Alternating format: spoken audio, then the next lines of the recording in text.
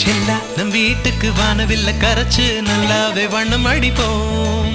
சின்ன நம் தோட்டத்தில் நட்சத்திரம் பூக்கும் சின்ன சின்ன செடி வளர்ப்போம். இது மாடி வீடு நம் ஜோடி வீடு. அட கோயில் கொஞ்சம் போர் அடித்தால் தெய்வம் வந்து வாழும் வீடு.